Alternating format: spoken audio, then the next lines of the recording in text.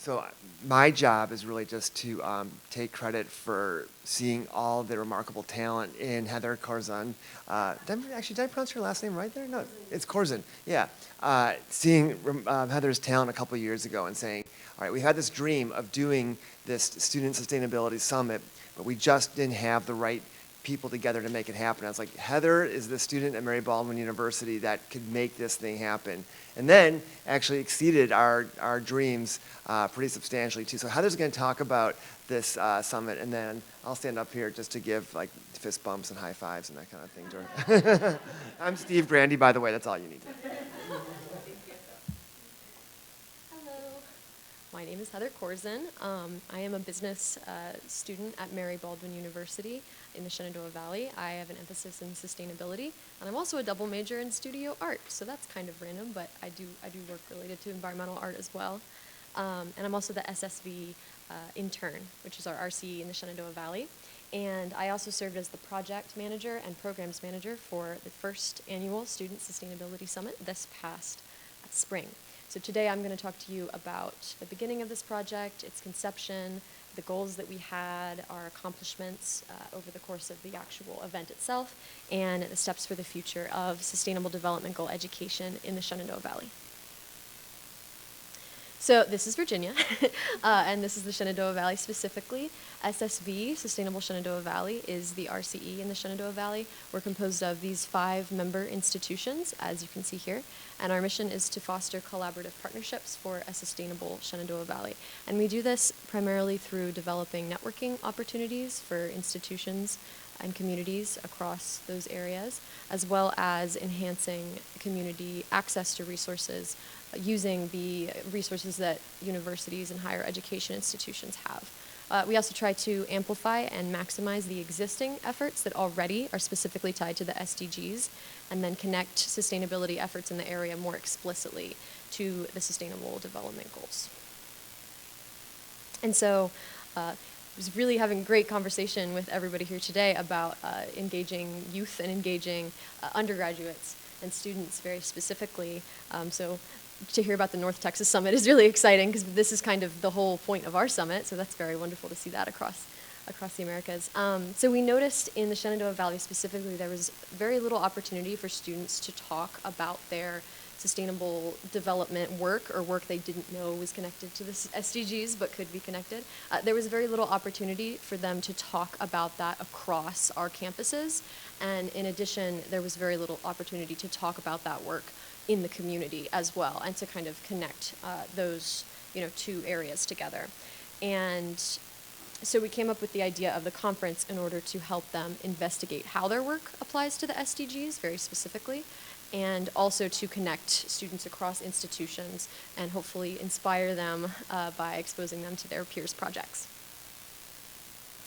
And we knew we wanted to give students the opportunity to share, but we also wanted to provide some valuable public speaking experience for them. So we chose kind of a more formal academic conference format for this event, which led to that public speaking experience and kind of resume building and highly professional presentation.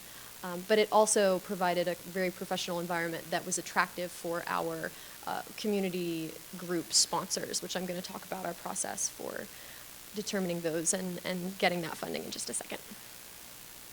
And this event was initiated by the Shenandoah Valley RCE, Sustainable Shenandoah Valley. We initiated the project, but we really wanted to emphasize the importance of collaboration in this event, kind of collaboration with myself, because I'm also the president of Net Impact at Mary Baldwin University. So I was kind of uniquely positioned to be able to tie those groups together just by being part of multiple things. I think we were talking earlier about when you find out that you have like the same people doing different things at different organizations, that's exactly the case here. So SSV initiated the project and provided a lot of the networks and resources that were necessary to make it happen.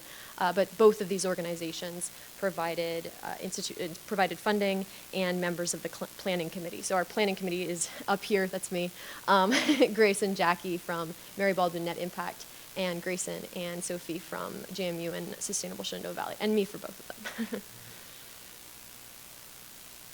So our objectives for this event were to register at least 50 students from 4 different of our higher education member institutions to be a part of and witness 8 different presentations at the very least. So with our entirely student-led teams, we laid the groundwork to meet these objectives. Oh, and I forgot to mention, we had our core planning committee of these lovely people right here, and then we also had a second committee of specific campus representatives that was composed of at least one representative from each member institution, and they were mostly responsible for like tapping shoulders, trying to like figure out through their networks at their universities who would be good presenters and who may be interested in attending.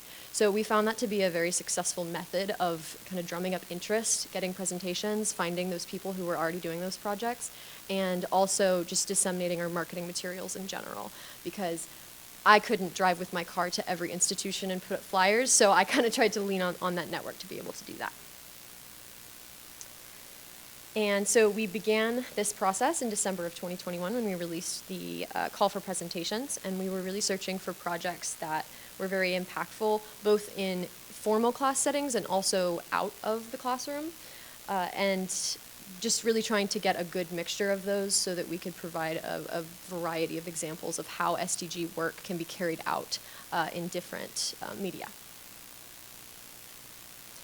And then we let students know if they were accepted and reviewed proposals through the SSV steering committee. And these proposals were evaluated based off of how strong the connection was to the SDGs, making sure that students really had concrete learning objectives in their presentations that they wanted attendees to take away. And also to make sure that the presentation was very clearly framed for a lay audience. We wanted to make sure that we had some pretty hard science presentations in a lot of our final presentations. And so we wanted to make sure that anyone could come into the meeting and understand what was going on and not feel necessarily alienated by the environment that we were making. And so we graded them based on this rubric, but it was more so of just suggestions for where they could make certain things stronger and to really create a very good presentation. So once our presentations were secure, we realized that we didn't have as much of an involvement with the community as we would like to. And so we began to consider seeking involvement from impact groups in the community that were already aligned with the SDGs. We also needed to drum up a little bit of funding, so we decided to come up with a sponsorship model that would allow us to get that community involvement and then have the co-benefit of also getting us a little more funding for the project. But while we needed to fundraise, we also recognized the different financial positions of different types of organizations. So we offered a tiered sponsorship structure so that institutions could participate in whatever capacity they were able to or were willing to. And we also offered a different rate structure depending on whether your organization was a for-profit or a nonprofit, just because of the different needs there. And also, everyone who subscribed, everyone who sponsored was permitted to have a representative attend our event. But if they didn't sponsor, then they wouldn't get put on the official materials and everything like that. But we really wanted to make sure that everyone who was interested could still be there. And I think it's also important to mention that we invited our institutions to sponsor. We did not have an open call for any business that may potentially be interested in sponsoring us. We specifically located businesses in the Shenandoah Valley that had a really strong mission alignment that had to do with social and environmental sustainability. So these were our lovely sponsors that we were able to locate and collect. And they all had really strong missions surrounding local and global environmental protection, rich and resilient community building, and education efforts. And a lot of these groups had not heard of the Sustainable Development Goals before, even though they were definitely actively working on them. So we took this as a really great opportunity to educate not just the students who had maybe not heard of the SDGs, but also community organizations and connect them with the resources associated with them. So with our sponsors and presentations prepared, conference day arrived on April the 9th, 2022. Big day for me. All of our goals on the day of, though, were met or exceeded. We did register more than 50 students from 4 different secondary education institutions. And in addition to that, we also had more than 10 organizational representatives and faculty in attendance. And we ended up hosting 10 unique presentations on a variety of topics, including climate action plans, composting efforts, carbon sequestration efforts, innovative approaches to remediating microplastics, mapping local heat islands, and effectively supporting people that are homeless. And I remember the question at the North Texas Youth Summit talking about student advocate burnout, and I think this was a really great example of how you can kind of alleviate that in students, because just like hearing all of these presentations from all of these people that were really very passionate about what they were doing and clearly put so much work into these initiatives, it was very revitalizing to be able to kind of realize that even though I feel like sometimes I'm on my own at my institution as far as like caring about environmental or social sustainability, I'm very much not, and these are the people that can kind of boost you up. So that was really great. So we had our sponsors host booths during our speed networking event, which is a structured event where we had each sponsor host a booth, and then students went around the room in a timed, orderly fashion so to make sure that students got a chance to talk to every single one of these organizations. And we did that specifically so that even if you weren't necessarily all that drawn to a particular organization, you at least got the chance to meet them and make that connection, even if it wasn't something that you would necessarily do organically. And then we also had 2 different panels. We had a panel that was composed of faculty members. So we had a professor discussing his work on turning styrofoam into like building blocks for construction. We had a professor discussing her work on eco-anxiety, and another professor from VCU actually discussing sustainable fashion and her research in that area. So that was kind of connecting all 3 institutions, student and community. And then our impact organization panel was our highest tier of sponsorship. And it was we gave the representatives the opportunity to sit on a panel in which we asked them questions about their organization, the impact of their organization, and also just them as the representatives, their personal journey of how they got to where they are today. I think that it's sometimes especially when you're a senior, you're graduating, it's difficult to see yourself getting from point A to point B of the career and the position that you want to be in, and so we really wanted to show students, where people who they might want to be in the future kind of came from. And we really led to a lot of actually intergenerational conversations. It was really great to see a student, who had been working on an issue for 2 whole years of their undergraduate talk to someone who had been working in the same area for 20 years of their professional career. And then, in addition, we wanted to make sure that we could host this event as environmentally sustainably as possible. We thought it was kind of important to walk the talk as far as our messaging and then the actual operational, steps we were taking to host the event. So we tried to promote low carbon footprint options by providing primarily a vegetarian and just plant-based food offerings for our breakfast and lunch. We provided entirely compostable plates and utensils, as well as a commercial compost bin that everyone was able to put all of their food. So if you had a plate and you ate most of the food on it, but you still had a napkin, a fork, everything, you could put the entire thing in the compost bin, and you didn't have to worry about sorting. So it made everything far easier than having to police a compost bin to figure out exactly like what you can't put in. You can't do this, you can do that, but you can't do this. So that was really great. We also offered custom coffee mugs that participants could take away from the event, both as a little gift and a memento, and also so that we didn't have to use disposable cups. We also had entirely digital schedules, all done by QR code. The only thing that we printed from the event was just basic event signage, arrows, things like that, but everything else was entirely digital. And we did offer group transportation. We were going to have a bus that was going to pick everybody up around the Shenandoah Valley and take them down to Mary Baldwin where the event was being held. We didn't end up getting enough interest in the bus in order to actually execute this, but I think that it would be a really great step if that would be possible in other event organizing, because I remember just being there and just thinking about all the people that drove here individually, and I was so sad because we were really trying, but maybe next year. And so the outcome of all of these efforts was that we only threw away like one 65-gallon bag of landfill waste. So one like normal trash bag, if you think of a trash bag size thing of waste for our entire event of like probably 80 people. So it was really, really great to just throw away that one bag. I want to get it down smaller next year maybe. We'll talk to Ian, Yeah, a mason jar, plastic, that would be wonderful. But yeah, so that was really great. And the event really was a huge success. It was the first of its kind in the area.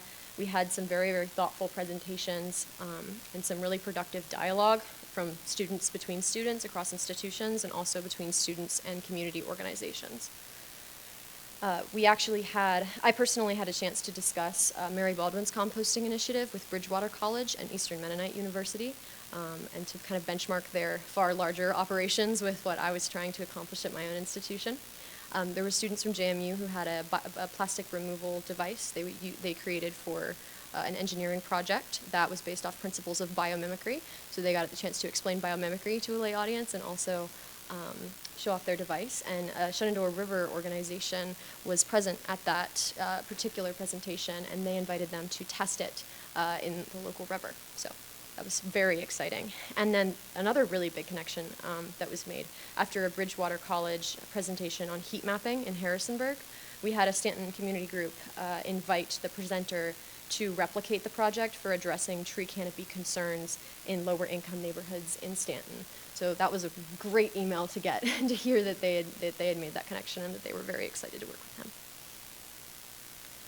So in light of the success of this event, we learned that student-led efforts can be as if not more, impactful than professional projects. I find it is very, very inspiring to hear from peers who are doing that work now in their present careers, and really explaining the concrete steps that it took for them to pull off a really impactful project. And students also want to build relationships and partnerships across the across campuses, and also with the local community. I think that just the sheer amount of conversations that resulted from the summit was really, really wonderful to witness. And it really offered just a great opportunity to pose questions, to kind of wrestle with really vexing issues, and be inspired to bolster the SDG efforts. So I was really grateful to have been a part of the first annual Student Sustainability Summit, and I am also very grateful to announce that efforts are underway for the second.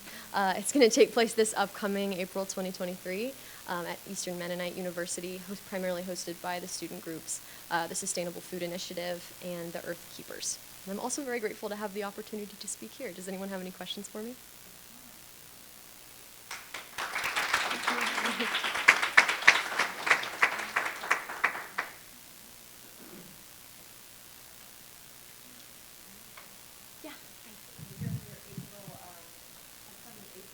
Mm-hmm. And I wonder if there might be interest.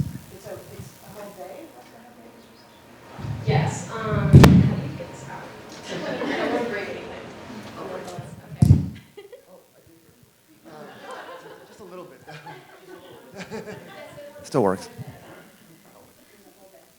Yeah, I can answer the question. Sorry. So she asked if it was just one day of presentations and everything. Yes, it was one day. It was a pretty long day. It was like 9 a.m. to 3 or 4.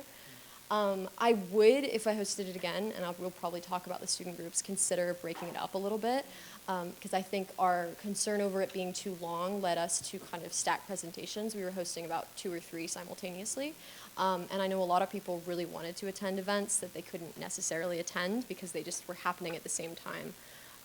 So that was definitely something that was a good lesson to learn from the first one. Well, I was just thinking that perhaps you're going to do it again in April, maybe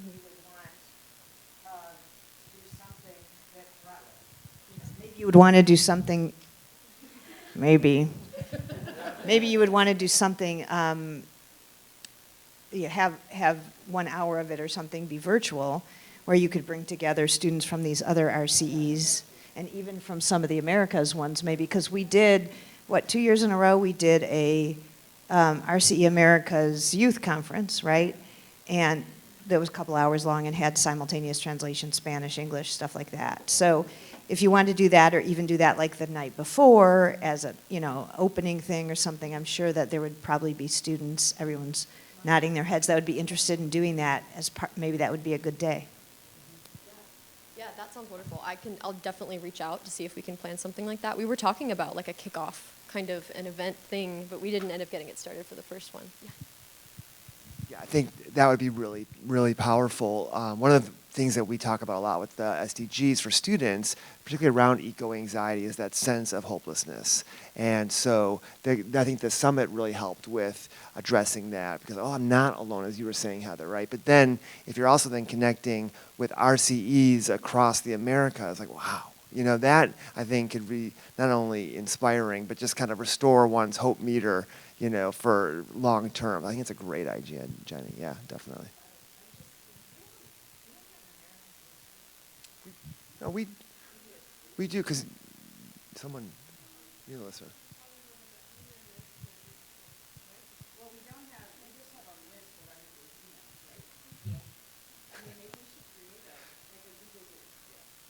I thought, okay, yeah, maybe, yeah, so that's a good conversation for tomorrow too, right? Yeah. Okay. Okay. So I don't know if there's still folks on Zoom or not, but if they are, we're talking about creating a Google group. I almost said Google Goop. Yeah, right? That would allow people to, yeah, connect around this. I took over your microphone. Yeah, sure. Yeah, you're doing that. Just to add to that, we had a conversation on the break about connecting, like breaking down silos and sharing resources. And if we had a Google group, then we could all make use of a Google Jamboard, which is where we could just literally post like really quick ideas. For instance, one of the ideas that we were talking about is establishing a place where you know, if organizations that are new, like us over here, I'm not even one yet, or I'm me, it's not me, it's my institution, but anyway, sorry, I'm rambling.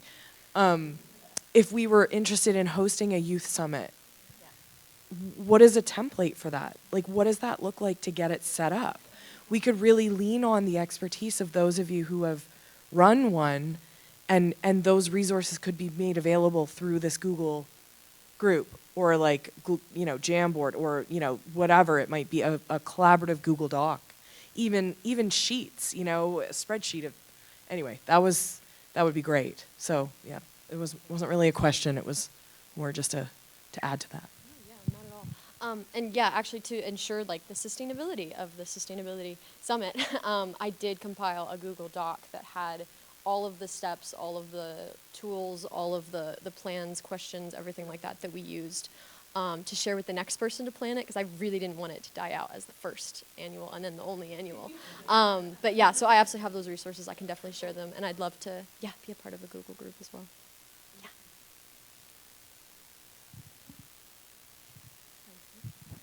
All right, thank you for your presentation. I really enjoyed the youth focus, because young people are the most ill-equipped to contribute to the SDGs due to lack of capital, awareness, resources. So speaking of awareness, you know, during your presentation, you mentioned that some of those organizations didn't know about the SDGs. So my question is, at an institutional level, what are you doing to bridge the knowledge gap? Because the truth and the reality is a lot of young people don't know what the SDGs are. And also, the summit, is there a project element? And if yes, how do you localize them? Yeah, so I try to kind of integrate at least an SDG into most of the events that I host on campus as Net Impact. And I know that with some of the previous, I'll have you speak a little bit more about what SSV has done in the past for that element. Actually, I'll give that to you now if you don't mind.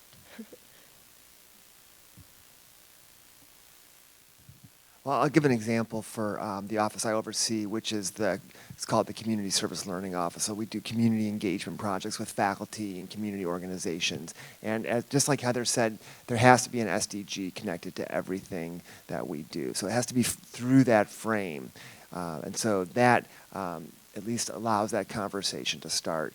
And but there's other ways and other activities to do that as well. But we found that at least that's a way to launch the conversation. So before students go on, say, an alternative break, which is kind of a rapid service immersion project, they have to talk about, okay, this is SDG 4 and it's also 12, and here's how it is, or what do you all think? What makes it 4 and 12? So before they're even in the community, they're already having that conversation. So it's starting to do that empowerment piece that you're talking about, which I think is critical.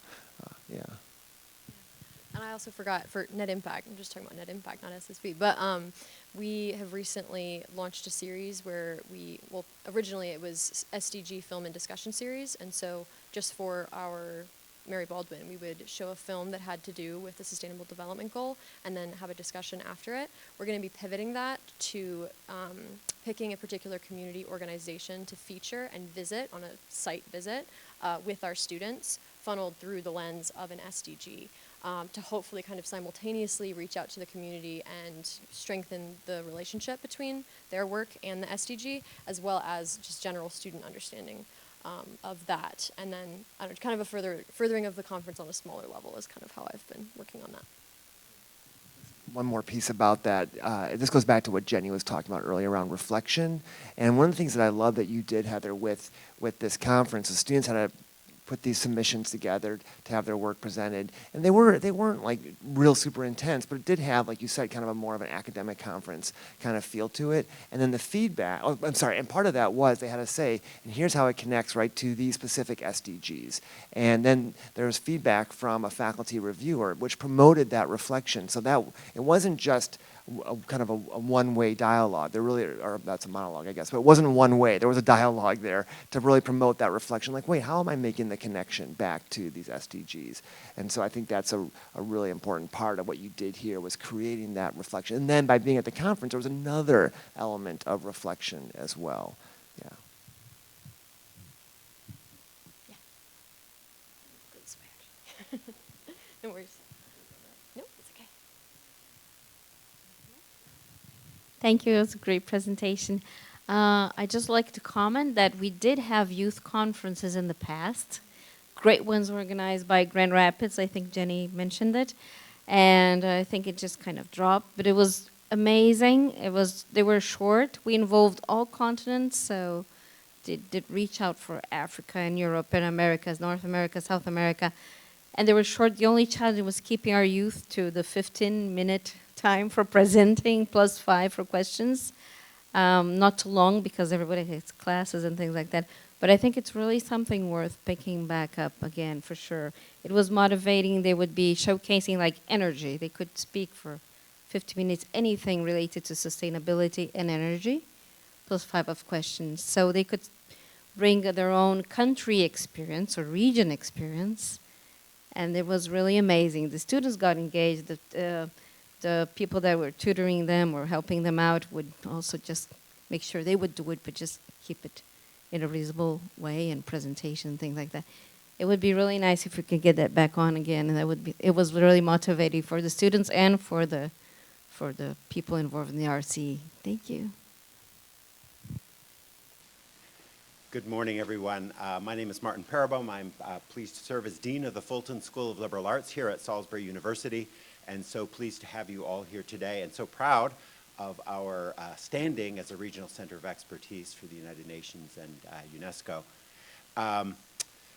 The Fulton School is a really good place for this for a number of different reasons, including the fact that we support a general education program here at Salisbury University that is in the process of transformation right now and will include requirements to ensure that students have substantial experience in terms of diversity, equity, and inclusion, community and civic engagement, and environmental sustainability.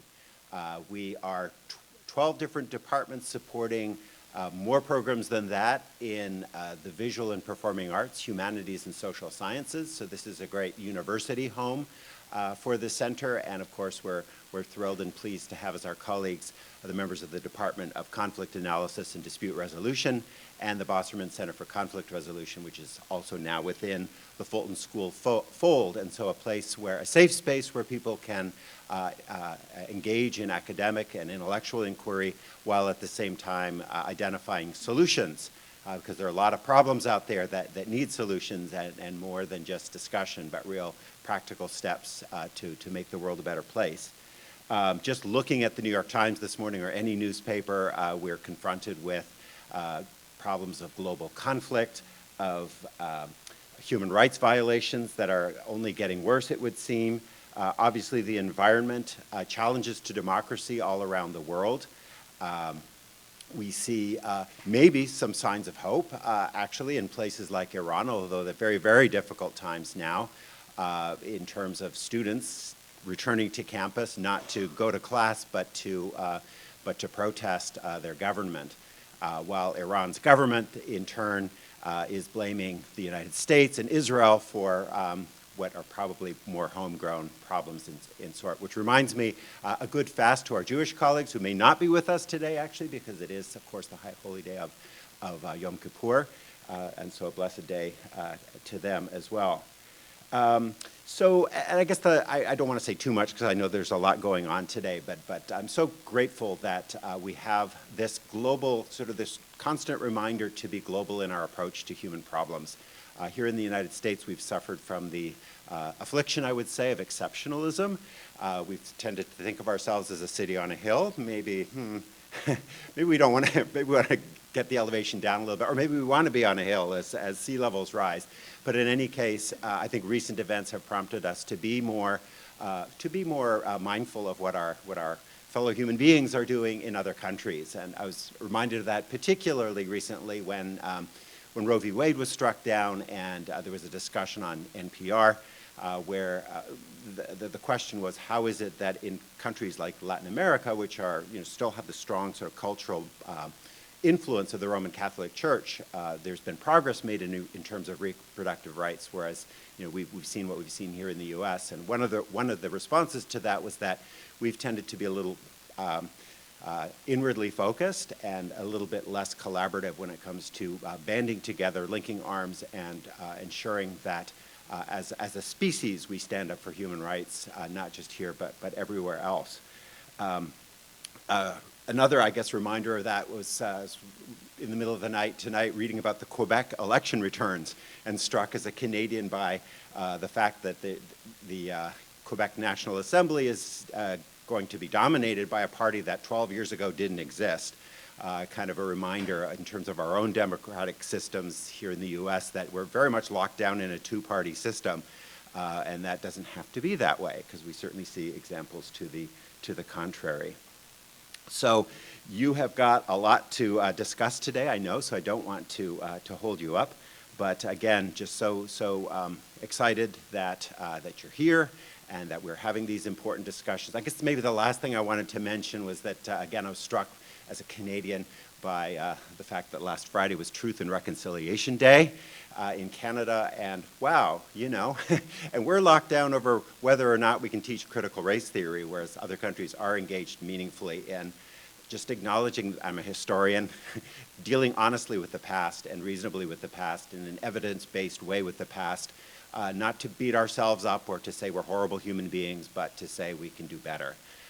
So I think today's discussions and this conference and all of these activities and everything we do at the Fulton School of Liberal Arts and Salisbury University is geared toward making the world a better place, and not just doing that in an academic way. I'd say if the challenge to us as academics is to think outside the box, really to examine our habits of doing things, even the way we reward ourselves for our activities, and wonder if that's really getting the job done in terms of educating a new generation of students for active participation and even activism in terms of sustaining democracy and human rights. So with that, easy peasy, right? Have a great day.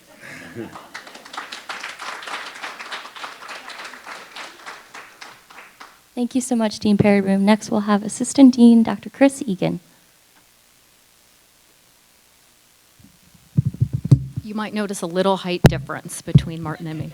This is a wonderful surprise. I didn't know I'd be giving any welcoming remarks, but I am truly grateful. As the Associate Dean, one of my main responsibilities is to support and promote the programs. So you can trust me when I say that we are extremely proud of the work our colleagues are doing here and your willingness to connect with us. So I want to make sure we give a special thanks to the Bosserman Center, the Department of Conflict Analysis and Dispute Resolution, especially Brittany Faust and Brian Polkinghorn, for all of the tremendous work they've done. So thank you. And to all of you for your willingness to travel here and to continue to connect with our programs. If you're here in person, on the table outside, we do have some Fulton School information, and I can share it with Brittany as well for our colleagues who are joining us online. there are so many ways that you might connect with us, that there are some really exciting possibilities. We have 18 majors and over 40 minors. You would be fabulous guest speakers and collaborators and people to offer internships. And a special thank you, too, for the Millennium Fellows. We've been celebrating all week the 11 students that we have. And so we're so excited to collaborate with you. Thank you so much.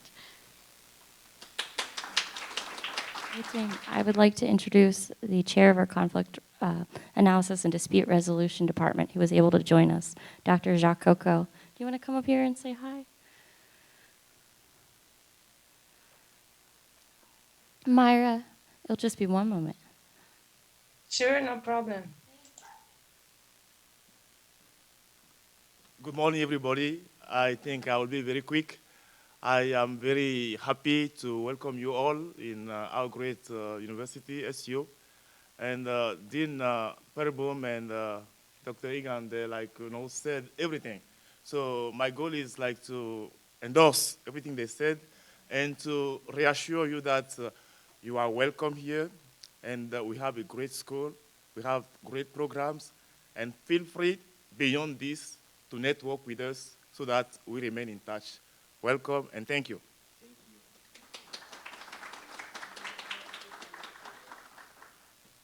Okay, Myra, take it away. Thank you. Okay, so I'm sharing my screen. Please let me know if you can see when I pass the slides, okay? Okay. Can you see it? Yep. Okay. So, good morning, everyone. I wish I was there with you, miss you. But I'm here today to talk about the communications technology and administration support committee. This is the green team. We have Annie, Ashley, Brittany, Cynthia, Diego, Ella, Ilan, Ie, Julian, me, Margaret, and Oriana. We worked a lot this year to start the RC America's communication process. And today I would like to share with you our goals and objectives, the 2022 projects, and the plans for next year.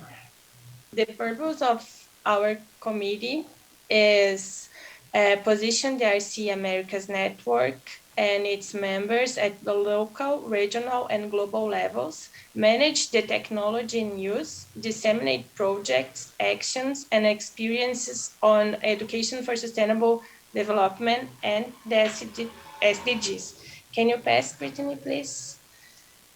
The goals we have are define and develop the identity, communications objectives, and related policies, implement and manage the digital ecosystem, strengthen the network, and report indicators. Next one. I don't know if you remember, but last year we shared with you the new logo of RC America's network. It's not the new one, it's the one we have, just this one. But we had a contest last year, and this one that you can see in the screen is the winner one. We have a contest. We had a contest with the design students, and it was very nice, the process. You can pass, Brittany, please. And this year, in 2022, we started some of the social media channels. So we have now Facebook. The picture on the left side is the Facebook face. Then we have LinkedIn and Instagram, also YouTube and Twitter.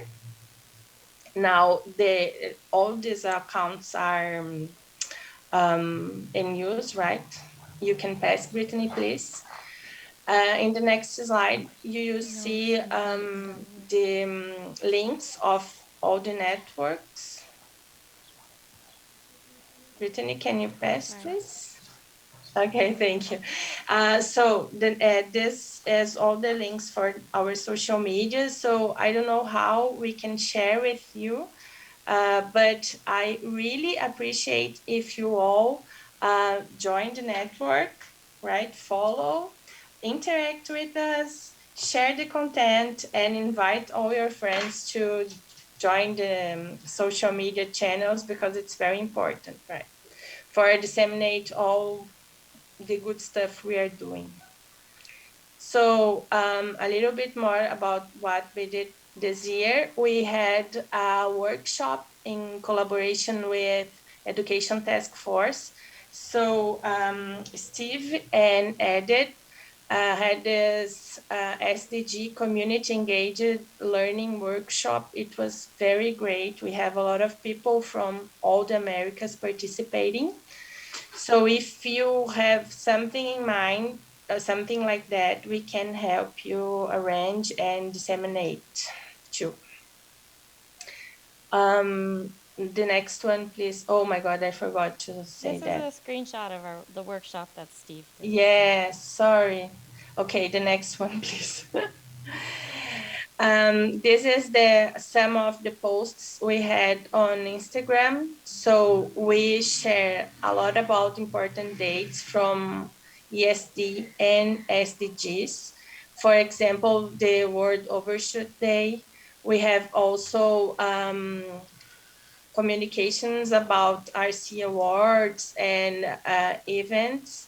And we also have events from other RCE who send us to share here in our social media. Next one, please. This was a interesting action that we as the committee, as a group from the committee, we did about the Youth Skills Day this year. Everybody in the screen there, Ie, Ashley, Noriana, Elan, Brittany, and I, we made videos asking about the youth skills, talking about that, and we put on our social medias, and it was very nice. I hope we can do more like this, involving all the RCs next year. The next slide, please. Okay, so also we have LinkedIn, and on LinkedIn we can post articles, right? So Elan and Ye, they wrote an article about Nelson Mandela's Day, and it was a beautiful text. If you didn't read it, please do, because it's very nice. And if you want to share with some articles to put on LinkedIn too, feel free to do it. We need more content over there, because there we can put more in-depth content, right? We can talk more about things we want to share or we want to discuss. Next one, please. Okay, so we start to measuring social medias. This is just an example from Instagram. So we have the name of the post, the data it was posted, the language, how many likes we have, the profile visits, and so on. You can see that the numbers are very low. So as I said before, we need your help to engage and interact and share the publication so we can have more visibility and more people following us, to increase our network. Next one, please. Okay, so this year we worked writing policies that we think are important for the communication committee. We have 3 policies right now. The first one is the portal terms and conditions. We have another one for social media guidelines. For example, how is the process for approval, when the posts will go on air, who will do that, and how the person will do that. And also we have the personal data processing policy that is Next year we will start to collecting infos about RCEs, and this policy is about how we will keep the information and how we will share it. So I think in the next few months we will share with you all the policies for you to know, and see if you agree with that. Next slide, please. Okay, so I think I already talked about the process of communication we want to have for sharing the information. So the idea is each RCE send the news, events, whatever you think is important for the communication committee, and then we can share on our social medias or LinkedIn, YouTube, Instagram, Facebook, Twitter, whatever. And the idea is that we have a focus point for like a communication person in each RCE that can interact with us.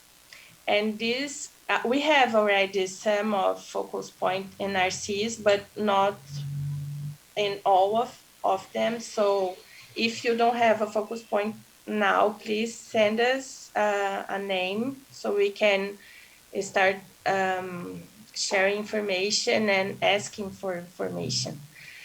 So this focal point person will send to us in the first 2 weeks of each month the information that he or she wants to share. And then in the next 2 weeks, we will work on that and share on our social medias and website too, right? Because I know Diego is online, so if he wants to talk about the portal in some minutes, it will be great. But we are working on a portal for the RC Americas, and we need information for that too. The next slide, please.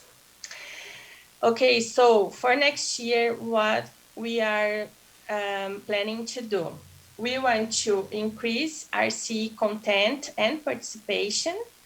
Ashley has a project that she wants to get in touch with every RC to understand about the projects that the RC put on the RC Global portal.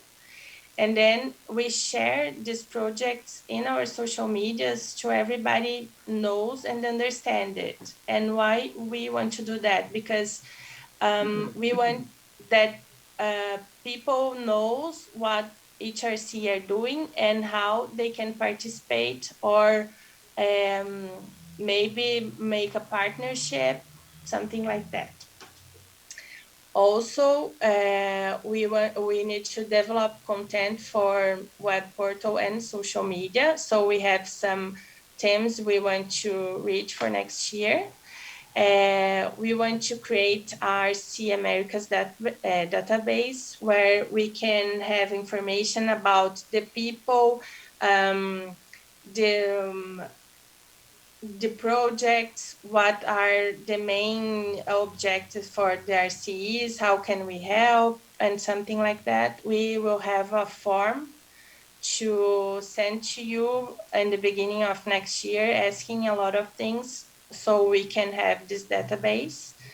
We also want to disseminate events. We want to have a newsletter for next year and make some campaigns. So if you want to help us with that, you are more than welcome. Diego, are you there? You want to talk about the portal very fast? Yes. Hi. Good morning. Good morning, Diego. How are you doing? You're on the big screen. I'm well.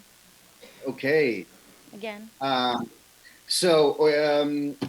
There's a slide for the portal just as an introduction, but what we can actually do is to give you a taste of the portal itself. So I can actually share my screen if you want, Yep. and we can go live to the portal. Let's do it. And where is this? Give me a second, please. Bear with me.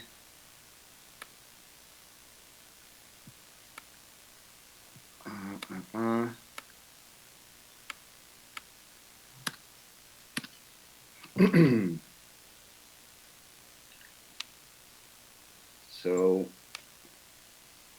just to add a little suspense.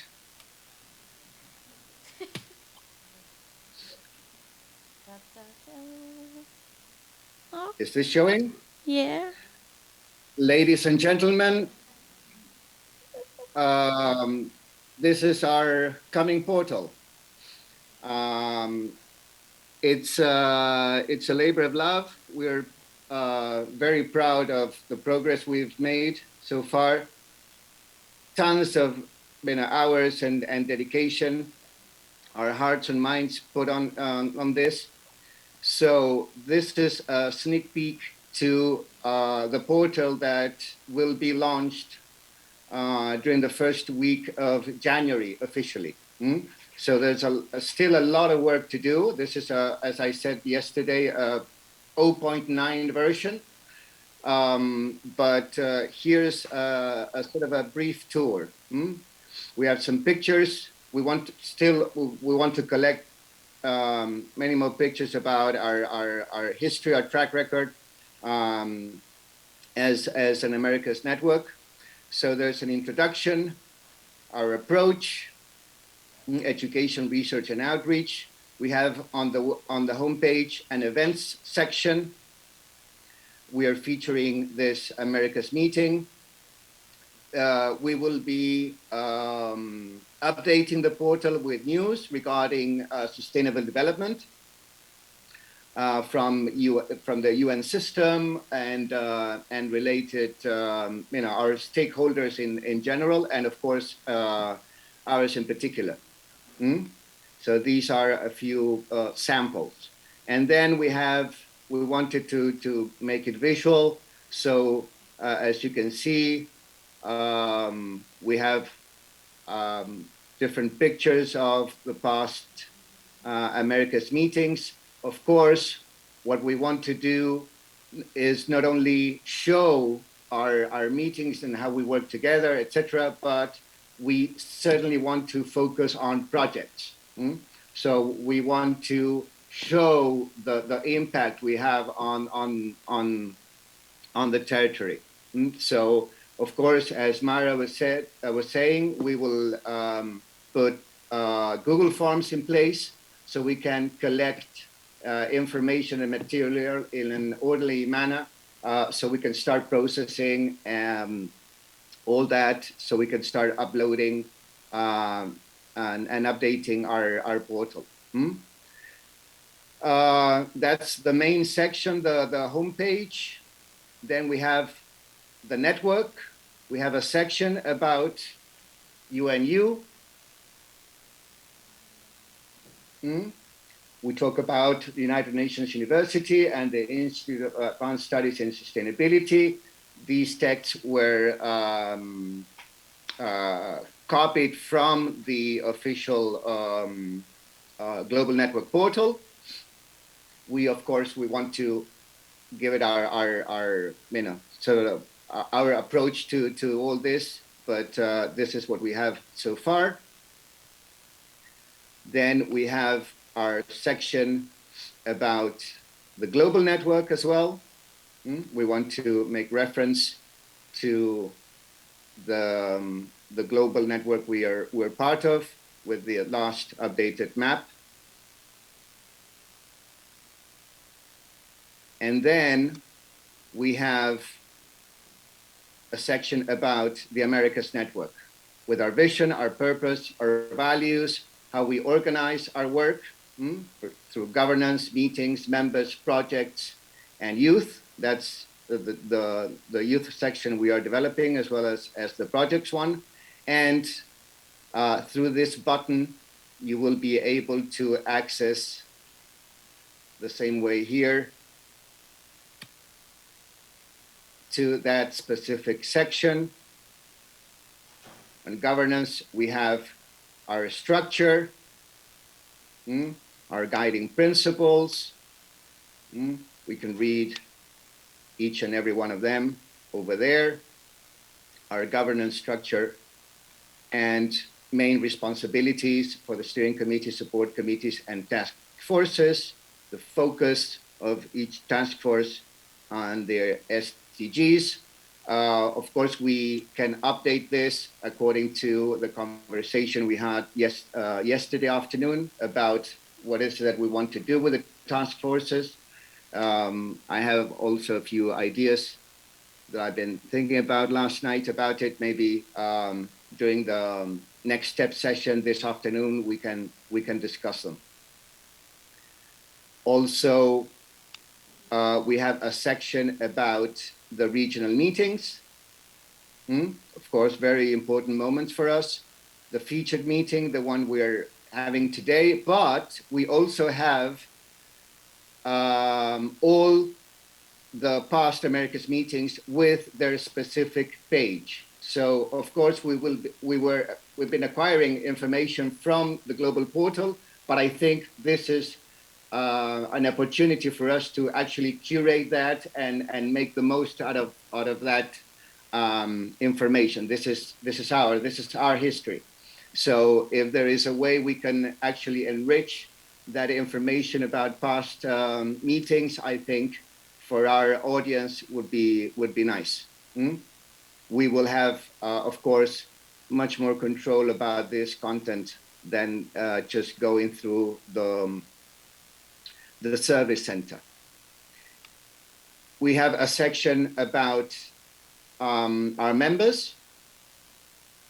Again, we have a map. This is just a preliminary version, but here we will have all the logos of each RCE in the Americas and a link to either a specific page for each RCE and also a link to their official website. As you can see, we have quite a few logos missing. So again, we will get in touch with you so we can actually get not only the logo, but in a good quality. So these are the ones that we managed to get from a distance. And we are developing a section, as I said, about youth that we will be able to access from multiple ways, multiple sections. There's a section about ESD for 2030. There's a lot that we can actually say about this. This is just a preliminary version with the framework, but there's a lot of content to be uploaded about this. And then there's a section about projects. We are developing this one. The idea is to be able to share with our audience the projects that each RCE, the RCEs are developing, and also the projects that we can engage with collectively. And that means describing them, providing pictures, some KPIs, objectives, targets, goals, etc., and some review of the process and the progress they're making. Talk about their impact. We have a section about events. The idea is here we have a calendar where we will upload the information about coming events that are relevant to the RCE community and our stakeholders. We have here our Americas meeting and certain also events that are coming in the next weeks and months.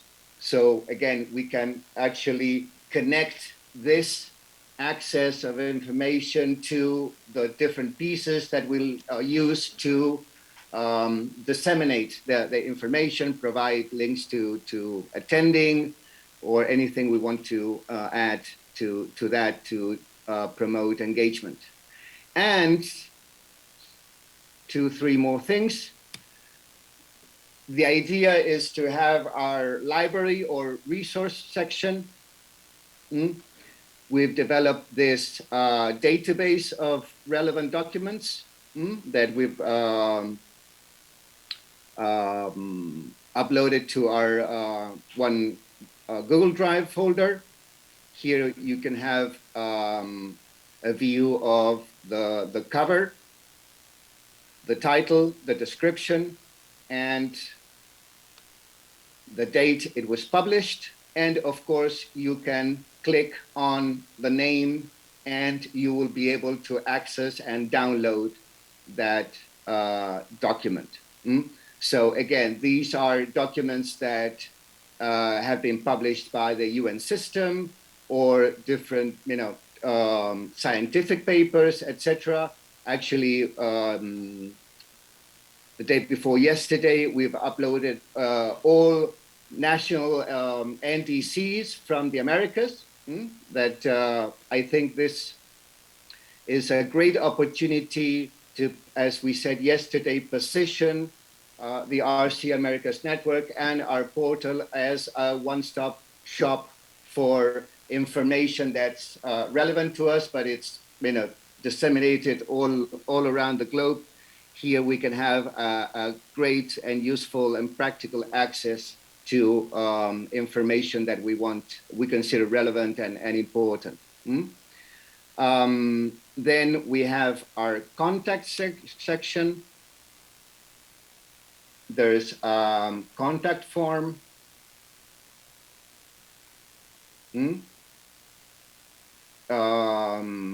Visitors will be able to use this form to contact our front desk, but also we are providing direct email accounts that already exist for each support committee. The idea is to link these email accounts to Google for Education plan, so we can also have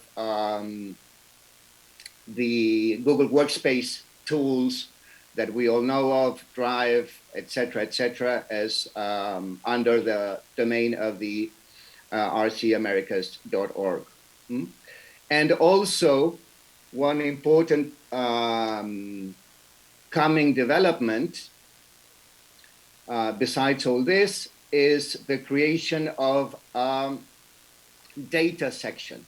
The idea is to have a section where we provide information. We were talking yesterday about not only a purpose-driven network, but also a data-driven network. So the idea is to provide quality information about all sorts of things related to sustainable development in the Americas, from, I don't know, how many bird species we have in the continent, how many endangered species we have, how many ecosystems, etc., different cultures, languages, etc., but also to be able to provide information about our contribution to SDGs and ESD, priority action areas, etc., all the metrics we were discussing yesterday.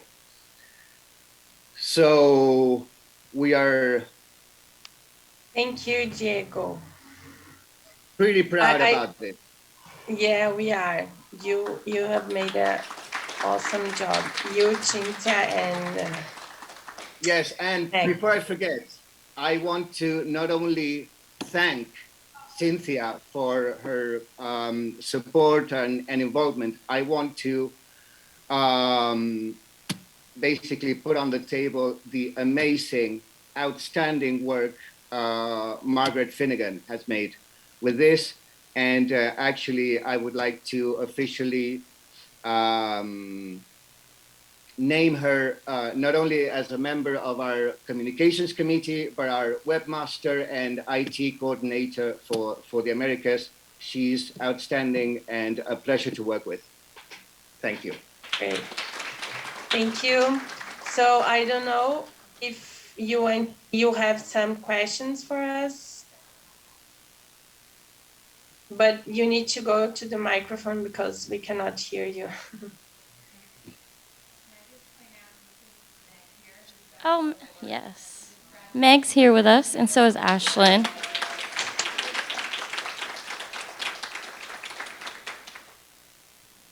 We have a question. Dr. Perrybroom, do you want to come up? Here he comes.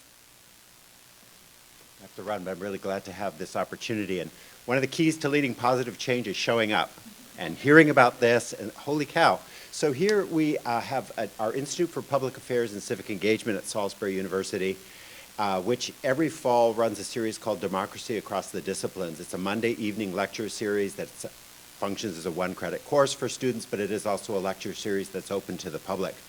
Every spring, our Fulton School Sustainability Committee does something very similar around themes of sustainability. We've identified as our, for the first time, we're going to link up next year around the Sustainable Development Goals. And so we're really excited to partner with you on this because I think this is a really great opportunity for collaboration with the network and with all of you to make that series really sing and to make this kind of an exemplary outreach and education effort, not just to our students, but to the wider community. So very, very excited to partner with you on that. Now I gotta go. Of course. Thank you for sharing. Thank you.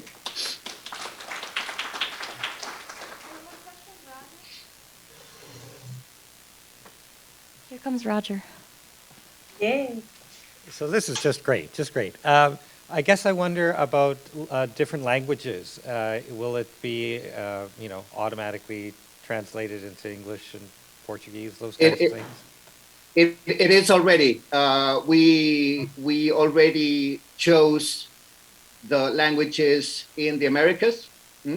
So basically, already in English, Spanish, Portuguese, we will like to expand that as well. Also French, of course. But there's a lot of work there. We want to, have a multilingual portal representative of our, cultural and linguistic diversity. Which is a challenge. And all our posts are in 2 languages already. So we have in English and Spanish, but in the process, we want to add more too. Here comes another question from Jake Goodman. He's from RCE Salisbury. Okay.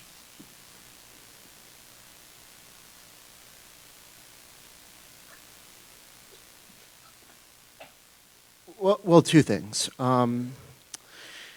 One, are there other regions of the RCE network that have similar websites, or are we the only region to have it?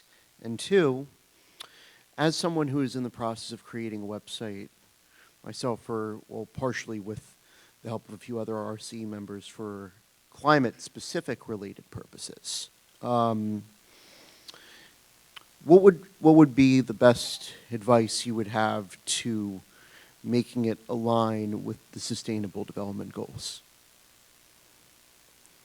The first question, I think, is for Philip to enlighten us. I'm sure he'll he has more current. Yeah, more information than us. Yeah, and because maybe it's under development, I don't know. But I actually reached the service center because if we accomplish our goals in terms of the potential the portal has, I think it will be a great contribution to the global network, and we would like to submit the portal as a project for the global community as a best practice. And maybe we can use that as a platform to upgrade our participation and our exposure at the global scale, not only regional and local. So there's a long way to go yet. So I'll briefly answer Jacob's question about whether or not other regions do this. So no, you would be the first region to actually create an online platform regionally. Other RCEs around the world all have their own individual websites, but there's no actual digital infrastructure that gives a platform to the RCEs of the regions. Are there any other questions about what other regions do while I'm up here, so I'm not hogging the mic? Yeah, and in relation to the second question, hi Walter. I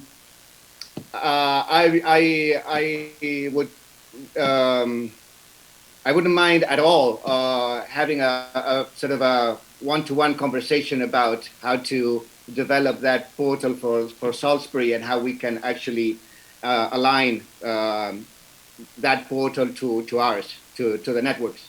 So anytime.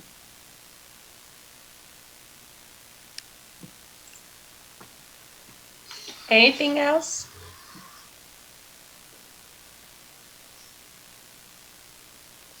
Okay, so my last words are, please join the network. Please come and share with us all your information, all your projects, everything you want to disseminate for RC Americas. And please help us to increase our numbers in social medias and our information in the website. We have a lot of people working, but we have a lot of work. So if you want to join the communications committee, you are more than welcome. Okay? Thank you very much. And if you want more information, please let us know and we can talk later. Okay? Yes, and one last message. We've been in touch or coordinating these efforts, communication efforts, not only over the last couple of months, but even during this conference as is evolving. So we are uploading pictures. We would like to upload all the video feeds, all the recordings, etc. But I think it would be an amazing opportunity because we can actually have podcasts on our portal, on audio files. So besides video clips, we were thinking with Brittany and Cynthia and Margaret and Meg about the possibility of having you on a short interview, and then upload that as part of all the content that we create during the conference. Of course, we will be able to upgrade that from a distance, but I think it will be a great opportunity. So if later today you have 5 spare minutes, we would really appreciate it. And this is our collective achievement. So thank you very much for being part of this. Yay. Thanks, Diego and Myra.